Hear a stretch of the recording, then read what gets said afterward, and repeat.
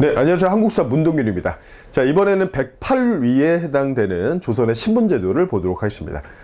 조선의 신분제도는요, 일단 교재 페이지는 699페이지를 보시면 되고요. 이 나라의 신분이 우리가 4개로 알고 있지만 처음에 출발할 때는 2개예요. 출발할 때는. 출발할 때 2개라는 게 지금 왼쪽을 잘 보시면요. 위에 있는 사람들을 우리가 양인이라고 하고요. 이건 진짜 사람이에요. 네, 권리도 있고 의무도 있는 사람. 근데 밑에는 이제 사람 취급을 못 받는 대부분 노비죠. 천민 또는 천인이 있어요. 이거는 우리가 15세기 이 나라의 법제적인 신분제도라고 하는데 그게 바로 이제 양천제라는 겁니다. 그럼 양인이 가진 권리, 양인이 가진 의무는 뭐냐? 이 사람의 의무는요, 세금 내는 거예요. 그럼 세금을 내면 권리는 뭐냐? 과거 시험 보는 거죠. 그러니까 우리가 조선사회를 양반 관료사회라고 하는데 그 관료사회의 특징이 다 똑같은 사람이니까 능력되는 사람이 과거시험 봐서 합격해서 관리가 되세요. 그게 바로 이제 양천제, 양반 관료사회라는 얘기예요. 근데 이대로 사회가 운영되면 좋은데 실제 운영은 시간이 지나가면 그렇게 안 된다는 거죠. 원래 우리가 4개 신분으로 바뀐다라는데 양반이 특수 계층이 아니라요. 양반은 문반, 무반 합쳐서 그 관직자예요. 근데 시간이 지나가니까 그 계층, 왜냐면 양반집에서 계속 양반이 나오니까 계층화되는 거죠. 그리고 그 다음 신분이 중인인데 대부분 기술관인데요. 이 중인도 마찬가지예요. 이 별도의 신분이 있었다는 게 아니라 시간이 지나가면서 중인이라는 계층이 서서히 형성돼 가는 거죠. 예를 들면 의관아들은 계속 의관, 역관아들은 계속 역관. 그 다음에 농민아들은 계속 농민. 그들을 우린 뭐라 부른다? 농민, 수공업자, 상인, 그들을 상민이라고 합니다.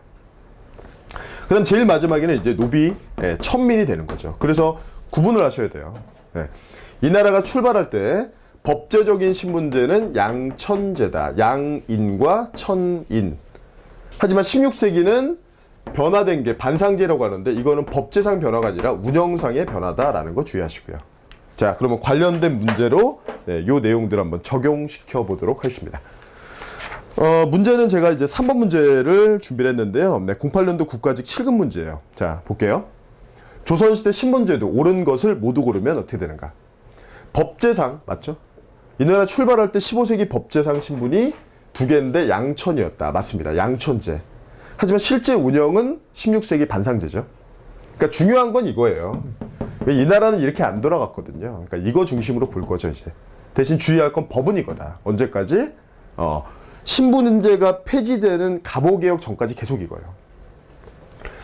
자, 그 다음에 니은번에 중인층이 점차 신분층으로 정착돼 갔다. 그렇죠. 이것도 별도의 계층이 있었던 게 아니라 시간이 지나가면서 서서히 형성되는 거고요.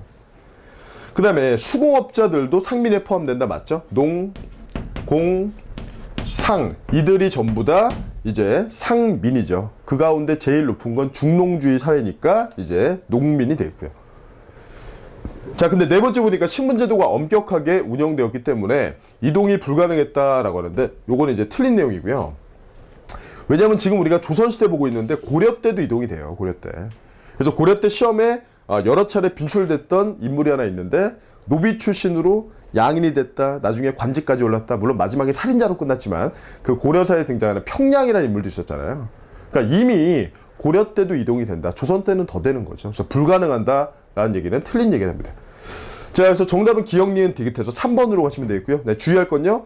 법은 계속 이거고 운영은 16세기부터 반상제다라는 거. 네, 요거는 법제화된 적이 없습니다. 주의하셔야 돼요. 네. 자, 그래서 그렇게 해서 이제 신분제도 주제 108번을 마무리 짓겠습니다.